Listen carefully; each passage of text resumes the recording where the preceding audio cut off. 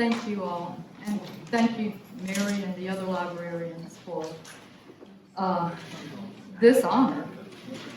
And it is, I was shocked, thinking of all the great books out there, that they would even notice mine.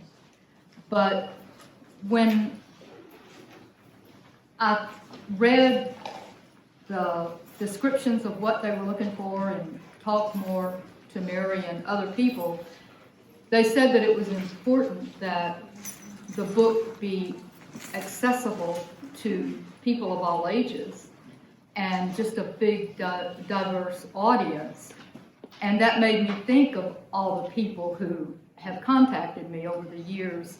A lot of the people are the same age as I am and sort of followed Calvin and I in real time.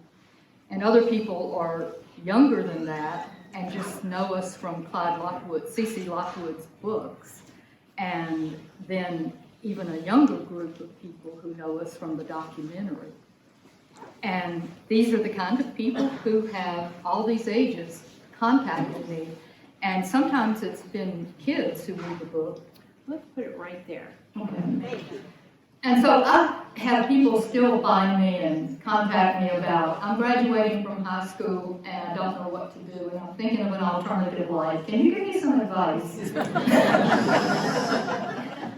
And so I get the going. But I was telling the people in Central this morning when someone asked me about it, that probably the most remarkable one I've heard is a young woman who emailed me from Germany. And she said, I bought a book when you talked at my school in Waycross, Georgia, a few years ago. And at that time, I was still living at home and thinking about getting an apartment, maybe, in Waycross. And I was too afraid to even do that. But after I bought your book, I decided to become an exchange student to Germany. And that's where most people think the story of nature and me started, but actually it started earlier than that. The first part of the book is about my life with Calvin in the swamp, and then the last part of the book is about my travels with Preston. And when Mary told me the theme of this year was living close to nature and appreciating a life in nature, I saw a new way to do a program that I've done often just on the book. Because my story started long before Calvin and I went to the woods. When we were little, Mom and Daddy had just a one-room house and 3 kids, and Daddy worked nights 1 week out of every month. So if we woke him up, we all got spanked. And Mama, to solve any problems, head them off at the pass, she would just take us on those days across the road to this big woods that was owned by my Uncle Dude. And we would just spend the whole day out there. And Mama would bring a quilt. Boy Lynn was about this big, and she would carry him across the road, and she and Boy Lynn would lay on the quilt, and she would read, and Boy Lynn would nap. And at lunchtime, she'd give us half a potty meat sandwich, Roger Dale and me, and then later Roger Dale went to school, and it was just me. And so we would spend the whole day out there. And I just grew up thinking of nature as being my environment, my home.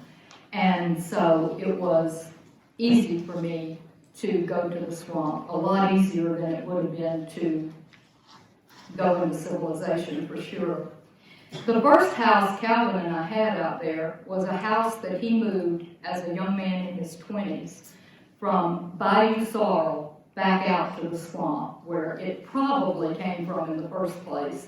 It was the house he was raised in, and when his parents were through living in it, they let him have it. And he and a few other friends in their 20s managed to load this old house in Bayou Sorrel, get it through the locks, and put it up on the bank out there. And I honestly do not remember that story. He's going to be here tomorrow, so I'm going to ask him to tell us more about how he did that.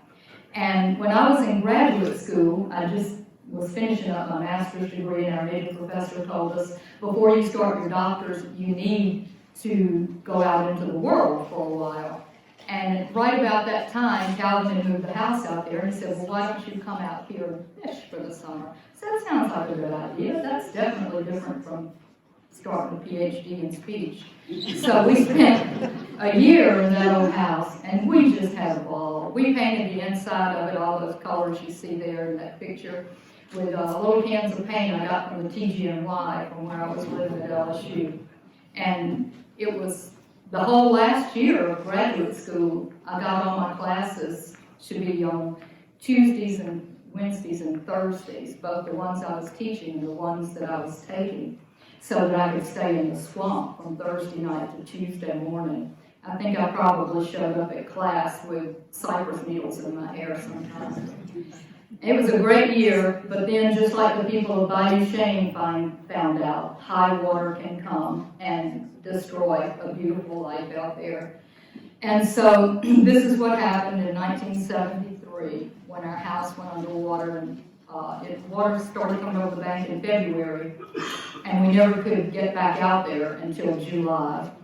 And this was about the time that, if you read the book, Calvin turned to me and said, as we were looking at the wreckage of the house, and about all I saved was a ceramic soap dish, and he said, what do you think about a houseboat? And I said, not much. But it worked, as you know.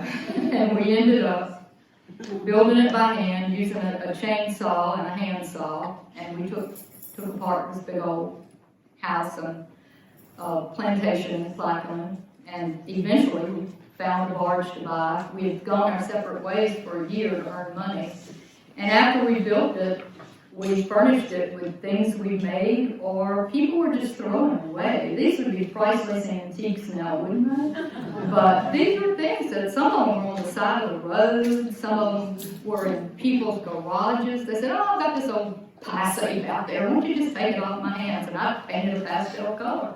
And it ended up being a beautiful house in a beautiful location. And it felt very much like those early days when Mama would take us to the woods to spend the day. And I really liked living where the walls are blurred between my life and the outdoors. And there were places later that I lived that those lines were hard and fast. And I didn't thrive in situations like that. Other people may. While we were out there, right about the time we moved, in fact, Malcolm Como put out his book, Atchafalaya Swamp Life.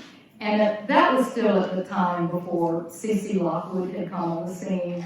And most people who did not live around the Atchafalaya didn't even know about it. So many people in Louisiana didn't. And here this man had written a book about people who lived out there for generations, and their life was so much like ours. He had this circular chart that showed the times of the year that people did things, when they catfished, when they crawfished, and it mirrored my life. And that was the first notion I had that other people had done this at the same schedule that I was doing it. And it just kind of blew me away. It wasn't that big a surprise to Calvin, because his branch of the family had stayed in the swamp or on the levee in Bayou Sorrel, and he grew up learning to fish from his grandpa and other people, and so he did not have that revelation. He already had that thread of contact, and he had all the skills. I had one, but thought it was mythical. I grew up with my grandma Josephine, who had lived in Bayou Chene, but moved into civilization to raise her kids. And she was the only person who told me about that place when it was a community. And she told me about it like it was a combination of the Garden of Eden before the fall and heaven. And for the longest time, I grew up thinking everybody's family came from Bayou Chene, because that kind of went along with Garden of Eden. And then later, about fourth grade, I found out some people were from Chicago, Alexandria. I was incredibly naive. Librarians tried to get me to read other than horse books, but I just wouldn't do it. And I could have known a lot more if I had just broadened my reading back then when I was growing up. But it was amazing the things I didn't know. Once we moved out there, I started putting together, this is where that community was that Mama talked about. It really existed. In fact, there was even some people out there who had grown up when she did. One of them was Alcide Barrett. He often moved away during his life, but he kept coming back to the Cheyne because that was home to him. That was his natural environment. And I'm just so glad he was out there. This is a Barrett family from about the time that Alcide was a kid. And I don't know for sure that he's one of these kids in here, but he very likely was. Maybe tomorrow at the Pass It On presentation, somebody will know if he's one of those kids. But he told us many stories. Often they were not the same version Mama told us about living out there. But he verified for me what I read in Como's book about all of these people who lived out there for about 150 years. And when Grandma was a kid at the peak, there were about 350 registered voters. And at that time, that would have meant white male. So all of these people had families. And so it was quite a big community that you could only get to by water.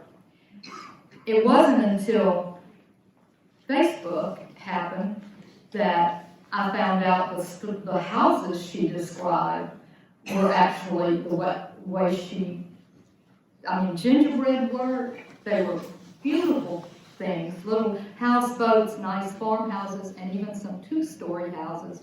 Whenever some old person told me about that when we lived out there, and I'd look at all that, the trees and water and nothing else, I thought, how could there have been a community out here? It was just so hard to believe. But through Facebook and the Bayou Cheyne site, I've now been able to see them. And finally, the floods came, and they were too regular, and people just had to move. And pretty much it was over. The 1927 flood started it, but people kept trying to stay, and there were just a few people left in the 1950s. Recently, I found on the Bayou Cheyne site a picture of Mama's house, and it was just the way she described it, down to the black pepper tree on the front. This is something that's not in the book because we didn't have Facebook then for me to see these pictures that now people are sharing and we're getting to see. And so then later when I felt the urge to write this novel, Postmark Bayou Cheyne, I set it there in that old house where Grandpa had this picture, you can't really tell, is it modern or is it not? Our life was so similar that whenever I would, to the old people's lives, that whenever I took a picture in black and white of Calvin, it really looked like it could have been from the early 1900s. And truly, some of the things we did were done just the way those people did it. I'm sure many a woman hung clothes from a pirogue in high water. And they floated their chickens on rafts and put everything up high. Floated cattle on rafts back here in the high water days.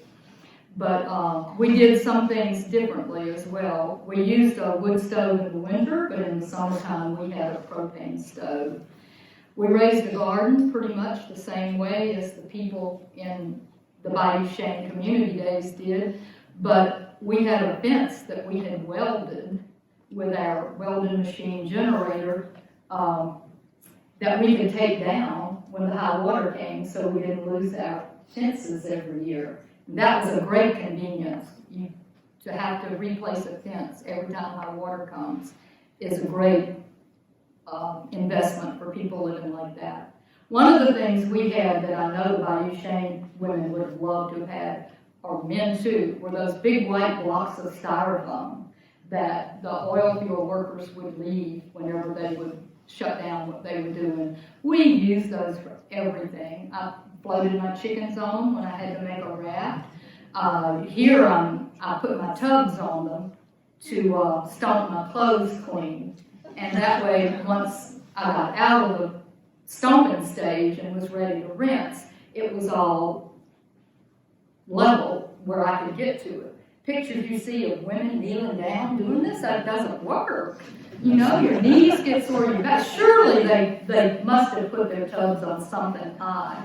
And for us, the styrofoam blocks worked wonderful. We had a chainsaw. Boy, that made life easier than it was for the old people. But a lot of it was the same.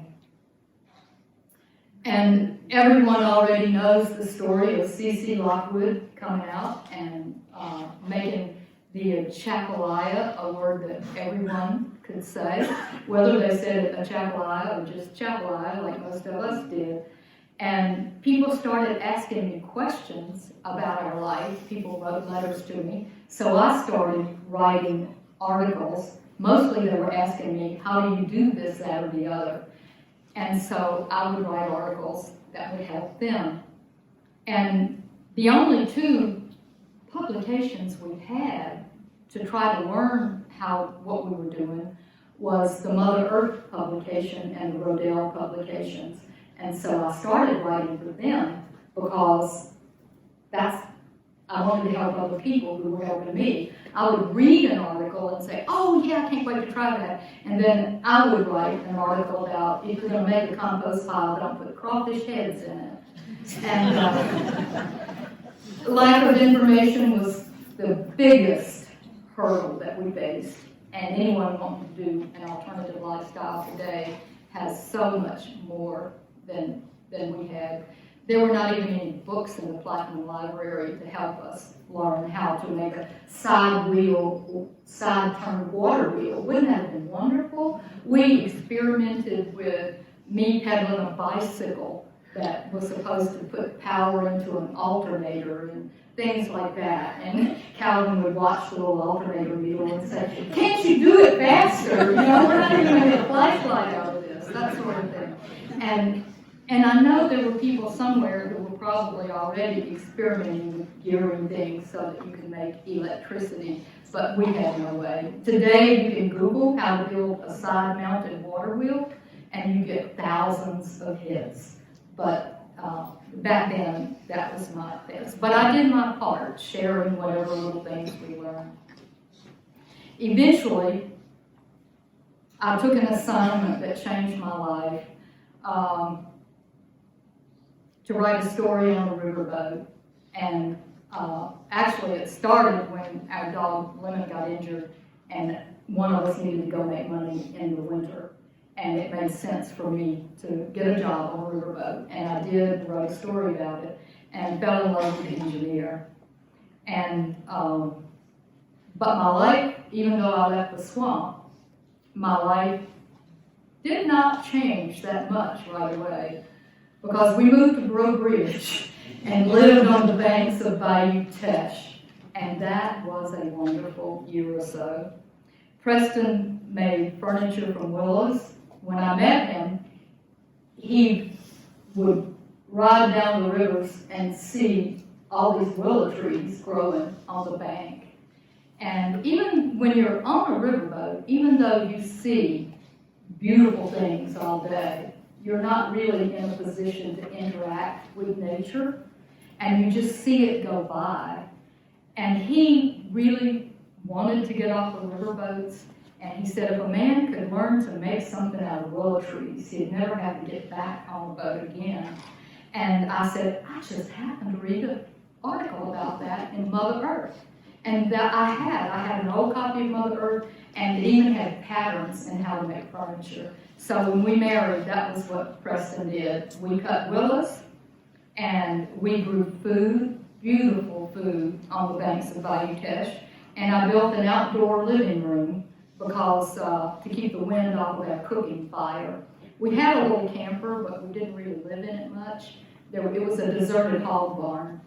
And we had a roof, we had a concrete floor, and we went to a Salvation Army, maybe in Lafayette, and bought a whole lot of sheer panels, you know, curtains, sheer panels that you see there, and we stapled them from the ceiling of that hog barn down to where the room was solid to keep the mosquitoes out, and those were our walls.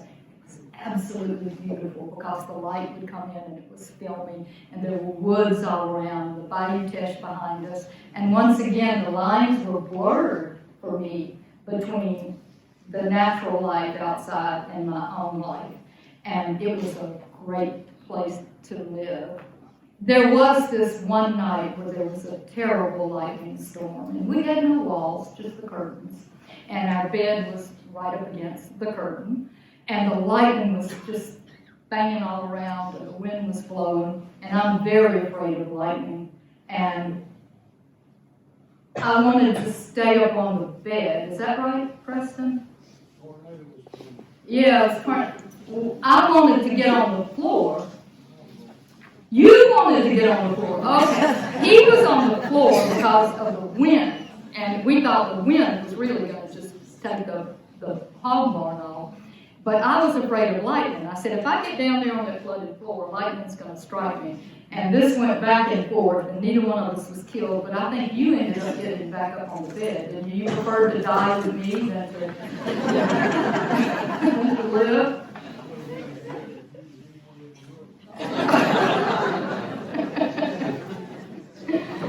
And so that was how we lived out there. This was during the oil boom of the early 80s, and people had money to spend, and they were buying furniture, our row of furniture, and we were doing very well. Every now and then, we would also take a job welding for the oil field, and that was neat too. But eventually, there was an oil bust, which always comes after a boom. Nobody was buying furniture, and nobody was hiring welders.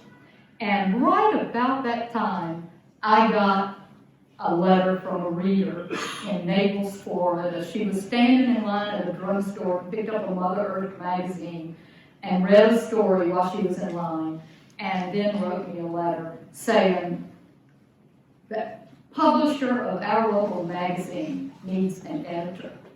And I think you should come to Naples, and you would love living here because it's very natural and people move here for the... And I wanted to research a book on mules anyway, and I had read that that's where the first donkeys landed, that the mules came from. So we said, what the heck, let's move down there. We looked it up on a map, and it was right down there where the Spanish probably would have landed. And so we moved there, and one person's idea of nature is not the same as someone else's. Because we found out Naples was not like she remembered in the 1930s when she moved there, and everything was just natural, and people went barefooted and things like that. It was a very wealthy place to retire or spend the winter.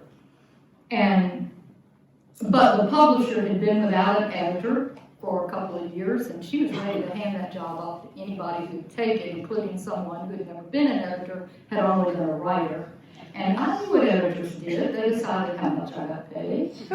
They decided whether they'd pay the article or not. I figured I could do that. And so that's how I learned to be an editor. Doris would tell me to do such and such, and then I'd have to figure out how to do it. And it was a great job. I loved being an editor. I really did. It was so much more interesting than just being a writer. I could assign myself as many stories as I wanted, and I assigned other people things I didn't want to write about. One of the things I didn't want to write about was society, and Preston was the photographer, and he had to dress up and cover all the society events. And I did often, as you can see in these pictures, have to dress up too and go to lots of places. I didn't just get to interview people. So it didn't take long for us to weary of trying to live in Naples, even though it was a fun job. And I interviewed a couple that had a job the year before the hunting season in the Everglades. Totally isolated, weighing game and pulling deer jawbones for the biologist for the Wildlife Service. As soon as I finished the interview, before the story even came out, I was calling and applying for that job. And so we spent the next year living close to nature. And we didn't have electricity. It was very primitive. We had a little camper, but we mostly stayed outdoors. And even though it was beautiful and we learned a lot, and I wouldn't trade that experience for anything, it's not a place I wanted to live forever.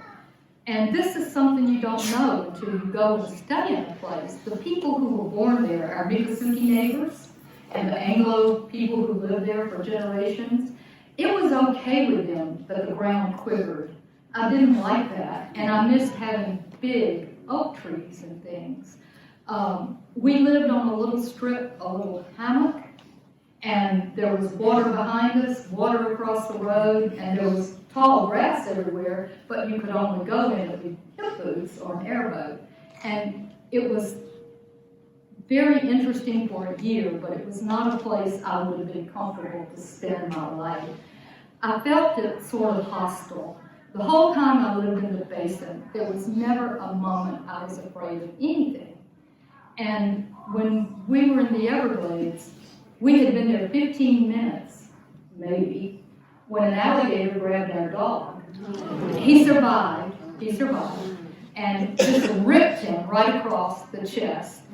And Huey managed to escape and get back on the bank. And a man who was a park ranger there, a wildlife officer, came not long later and said, an alligator will eat most anything, but that right there is his favorite meal. And there was no vet anywhere nearby, and he managed to survive just by me washing it out with either peroxide or iodine, I forget which, and bringing his fever down because he got a high fever. And we would start the air conditioner in the truck and cool Huey down, and he survived and lived long enough to run off with a hunter. I never managed to he was a dog of the week, petted when Preston was photographing for Naples Now, and someone had brought in this red bone puppy full of worms, and no one in Naples was going to adopt a red bone puppy. And so Preston took him, and to keep him from being euthanized, and he went to the Everglades with us, and I never taught him a thing. He never would learn to sit or anything. Sit, stay, it didn't matter. Huey, Redbones are very independent. But the first time an airboat full of hounds drove up to the check station and he heard the words, load up, he had found his calling. And the hunters loved to take him off with them. He wasn't any use to them, I don't think, but they just liked watching him. And one day he just went off and with one, and he had a much better life than we could give him. Preston also drove a train around Shark Valley with the tourists, a 15-mile trip. And the same alligator, to get back to the alligators, gators we never saw in the basin, but I guess because they lived in such close proximity to people in the Everglades, the same gator who attacked Huey a few Sundays later, I saw him chase a Miccosukee woman up the bank where she was throwing scraps of meat that she was going to cook for an after dinner thing. They used to cook over an open fire there, and he was removed from the rangers moved him further down in. That was a real frightening experience. And then one time when Preston's job was closed down because of high water, we decided to ride our bikes on that 15-mile loop of Shark Valley that he drove as a tram. And we rode back there, and the road was really slippery because the water was just going down and it had this film of mud over it. And we got caught by a thunderstorm at the tower and had to while away an hour or more with lightning popping all around and everything. And so it was almost dark whenever we started back. So it was a 7.5-mile trip back. And we talk about this often. That little tram road that we were riding our bikes on was just lined with alligators. And I don't know if it was just they came out and had a gospel sing every night, and nobody was ever there to know or what. But I've never been, and if we tried to speed up, our bikes would start sliding and falling over. And Brent should have been taken away from us. I know we were not fit to raise a child, but we all three managed. We got back safely, but our hearts pounded for a long time. And Brent, speaking of him, that was, if anything, I'm just so glad we got to do the Everglades because of Brent. He blossomed there because he was able to be around scientists and just all kinds of people.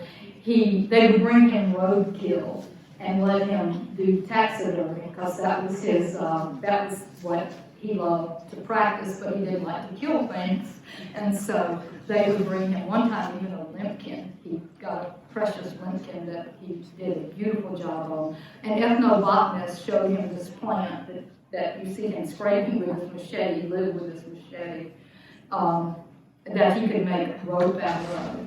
He made his own clothes out of deer hides that the hunters gave him. They were stiff and kind of smelly, but you know, what boy doesn't want to do that? It was just wonderful. Preston even managed to make furniture out of some Australian pines that had been planted along the highway.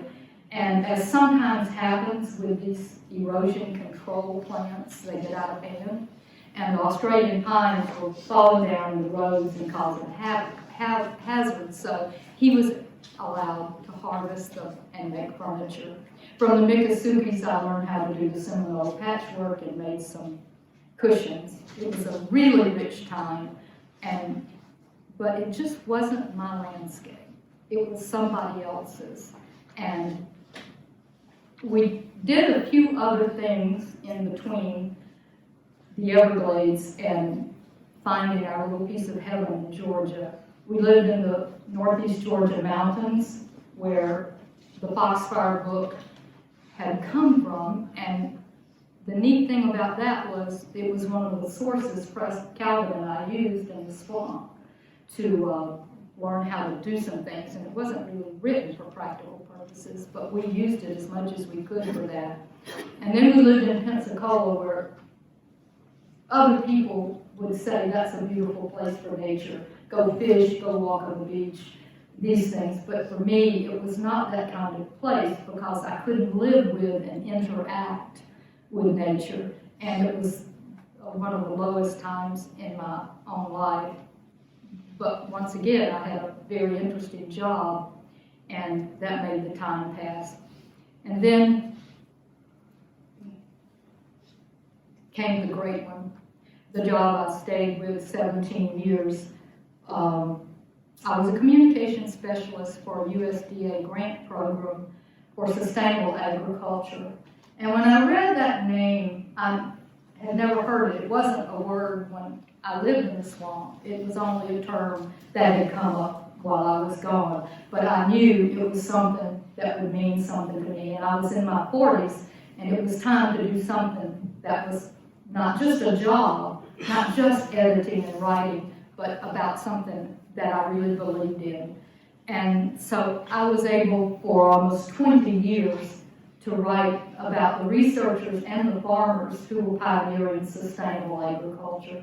And that's a real catchword these days, but it means an agriculture that is gentle and even restorative to the land, and that it lifts up and treats fairly and humanely the livestock and the people in agriculture, and the farmer can make a living on it. And that it's not just something that rich people buy $25 chickens and stuff like that. It was a job where I would translate the research material into stories that farmers could use. And when I first started, editors would tell me, oh, I can take your cover crop story, I can take your pastured poultry story, this and that, but I can't use the S word. meaning sustainable, because it was considered something sort of political, I think, or something. But I was there long enough to see it not be a pioneering word, but become something more in the mainstream. And this is the little house we built in Georgia. It's about the size of the houseboat. And I was able, in all these years, to put to work on my property the things I was learning from the research. Someone this morning at the central meeting asked me, what do I miss about the good old days? And I say, I'm living the good old days. Because now I do all this wonderful stuff and I don't have to carry anything in a boat. I never have to get in a boat and have all that wind and noise. And so over the years, we've been there almost 30 years, and I grow a lot of what we eat. I don't grow as much now, I'm slowing down. But thank goodness we now have farmers markets all over our county, which we didn't have back then. But I use the methods that, here's manure water, and here's a beautiful little mobile chicken house Preston built for me, that we moved them in. This was when they were in the blueberries, and they're now in the woods, different places. We moved it around. I farm with chickens. Chicken manure is important to me. The manure water was a one-year experiment.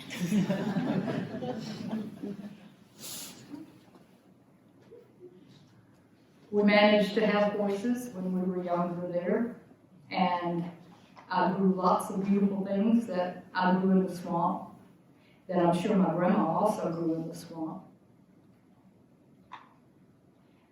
We processed chickens for a few years. I grew my own pastured poultry. We taught other people how to clean their own poultry and grow it. This was a great thing. I mean, it was just a great event in our life. I never thought we would stop, but we did get too old. We don't eat a chicken a month.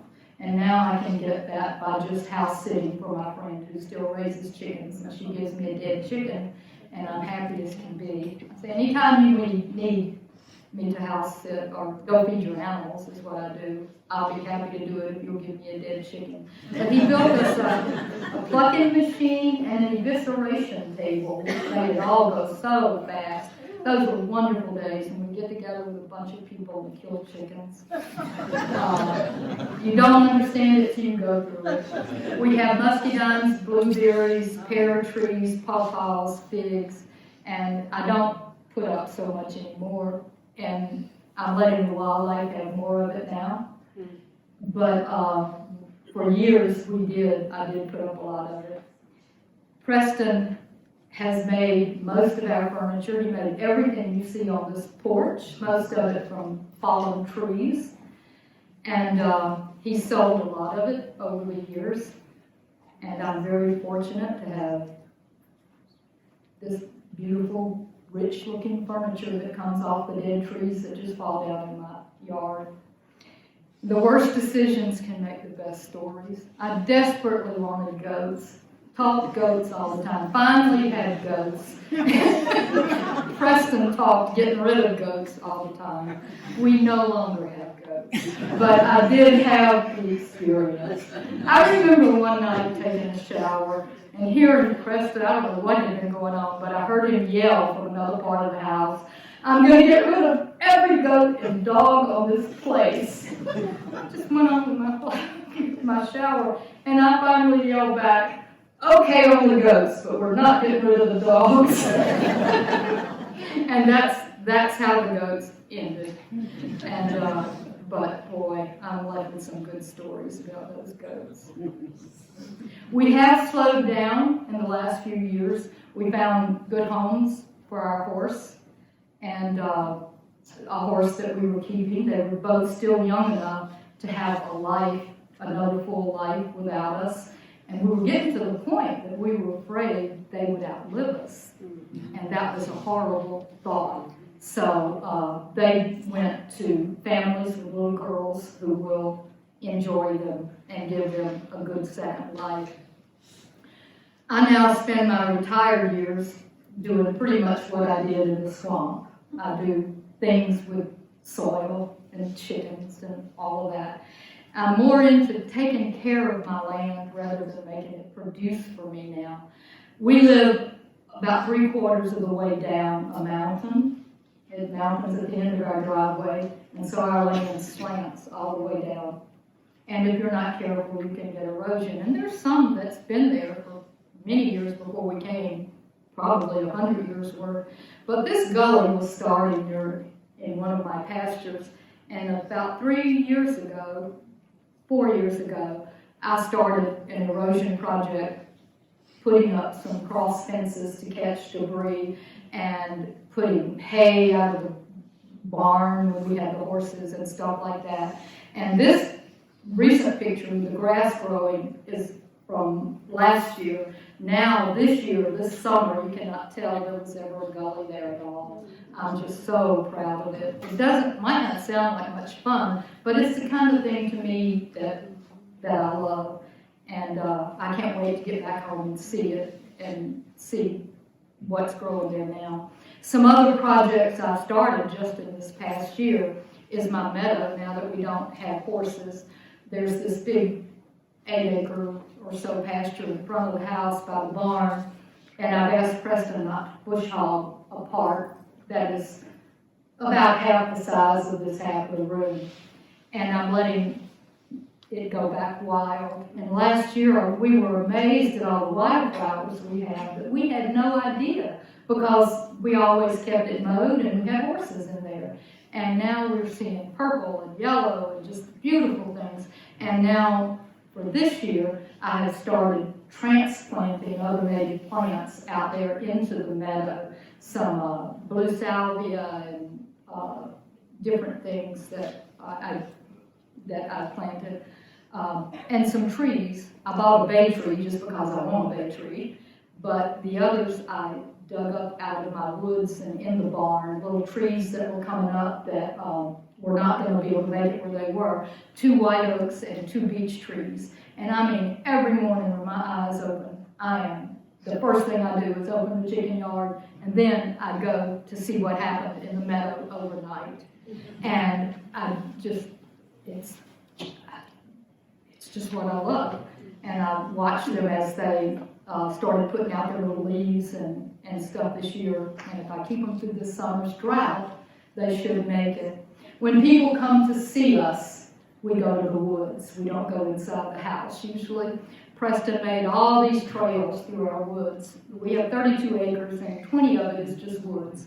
And he started years ago making these trails. And now, as we get older, one year he said, I'm going to build us a bench, because I can't walk but halfway around the trails now, and I need a bench to sit on halfway.